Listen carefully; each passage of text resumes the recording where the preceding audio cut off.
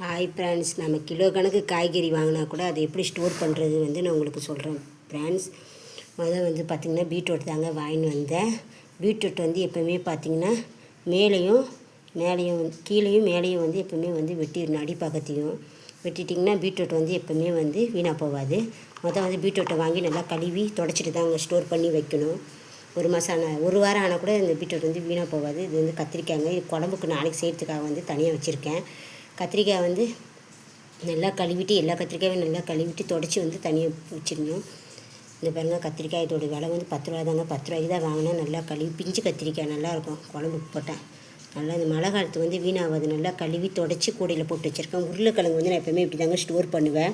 இந்த மாதிரி waste sweet டப்பா இருந்தால் ஓட்டை போட்டு வச்சுக்கோங்க.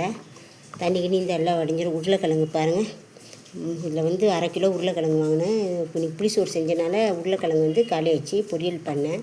பூண்டு இதில் போட்டு வச்சா உருளைக்கிழங்கு முளைக்காதுங்க. இப்படி தான் நான் உருளைக்கிழங்கு ஸ்டோர் பண்ணுவேன். இது வெங்காயங்க. இது 1 கிலோ வெங்காயம் வாங்கி நான் ஸ்டோர் பண்ணி வச்சுருக்கேன். இந்த மாதிரி கூடையில் வெங்காயம் வாங்கி வந்தோடனே எப்போயுமே காய வைக்கணும். காய வச்சோடனே வீணாக போன வெங்காயம்லாம் இருந்தால் எல்லாம் பிறக்கணும். கருப்பாக ஒரு மாதிரி இருந்தால் பிறக்கி எடுத்து தனியாக வச்சிடணும். தனியாக வச்சுட்டு காய வச்சுருங்க. வெயிலில் காய வச்சா நல்லாயிருக்கும். வெங்காயம் பாருங்கள், காத்தோட்டமாக வைக்கணும் வெங்காயம் எப்போவுமே. இது தக்காளிங்க. தக்காளி வாங்கி நான் இப்படி தான் ஸ்டோர் பண்ணுவேன். பாதி தக்காளி நான் செலவு செஞ்சுட்டேன். தக்காளி எப்போவுமே கெட்டு போகாமல் இருக்கிறதுக்கு பாருங்கள், இந்த மாதிரி திருப்பி தான் வைக்கணும். எப்போவுமே நான் தக்காளி வாங்கி வச்சேன்னா இந்த மாதிரி திருப்பி வச்சுருவேன். தக்காளியை திருப்பி வச்சிங்கன்னா இது இந்த தக்காளி வாங்கி 1 வாரம் ஆகுது. வீணாக போகாதுங்க. தக்காளி வாங்கும்போது எப்போவுமே பார்த்து கல் மாதிரி வாங்க. ரொம்ப பழமாக கொலன்னு வாங்கினீங்கன்னா அதில் பூச்சி தான் வரும். அதனால் நான் இந்த மாதிரி வாங்க மாட்டேன். தக்காளி எப்போவுமே இந்த மாதிரி எங்கள் வீட்டில் ஃப்ரிட்ஜில் இந்த மாதிரி ஸ்டோர் பண்ணி வச்சுக்கோங்க.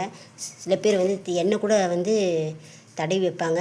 டேப்பு கூட போடலாம். ஏன்னா இந்த கீழே உள்ள இது பட்டு தான் ஈரம் பட்டு தான் தக்காளி வீணாக போகுது. அதனால் டேப்பு போட்டு ஒட்டிக்கோங்க. இல்லைன்னா எண்ணெய் கூட தடவிக்கலாம். நான் எதுவுமே தடவ மாட்டேன். இந்த மாதிரி தான் நான் ஸ்டோர் பண்ணி வைப்பேன். ஓகே ஃப்ரெண்ட்ஸ், உங்களுக்கு இந்த டிப்ஸு பிடிச்சிருந்தா நம்மளோட செய்தி மாளிகை சேனலுக்கு மறக்காமல் சப்ஸ்கிரைப் பண்ணுங்கள், சப்போர்ட் பண்ணுங்கள் எங்கள் சேனலுக்கு. நீங்கள் ஃபஸ்ட் டைம் பார்க்குறவங்களா இருந்தால் மறக்காமல் எங்கள் சேனலுக்கு சப்ஸ்கிரைப் பண்ணுங்கள். Okay friends, okay, thank you so very much to all.